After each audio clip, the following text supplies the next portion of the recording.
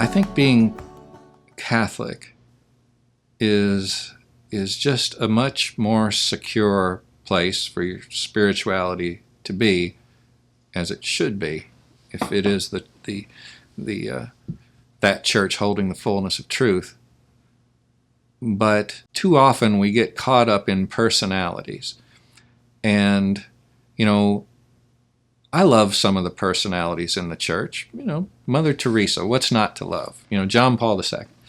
And I know that people sometimes are bonded in a certain way to their priest, and I think in the Protestant traditions, so much depends on the pastor.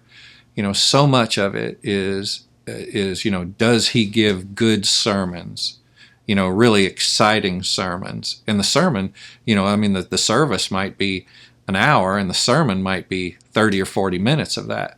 Whereas, at a Catholic Mass, it's all prayers.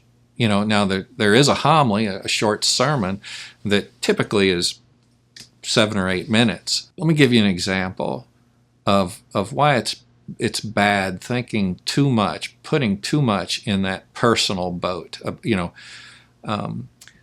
For instance, when the priest scandal hit, that was devastating in a way. I was so angry, because I this was my new church. I loved it so much, and to think that people would do those kind of things to other people, and that they would drag our faith through the mud like that, which would then keep people from finding the fullness of the truth, and I guess I came to understand that, even Jesus, when he picked 12, one of them ended up bad.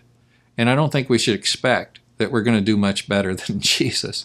11 out of 12 is probably, on a human scale, maybe that's about where it is. I don't know, as far as how many bad apples are in a bag. But my faith continued on, even so, because of the doctrines.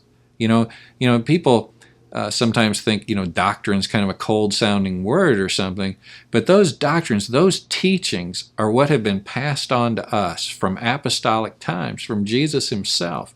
And that is one area where the bishops have done a magnificent job. In fact, it has to be supernaturally powered, that they have been able to preserve those doctrines so well from ancient times till today.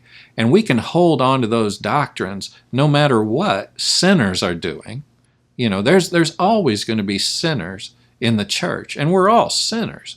But some of them are going to be really bad sometimes. But the doctrines can pull you through those things. They're not subject to personal whims.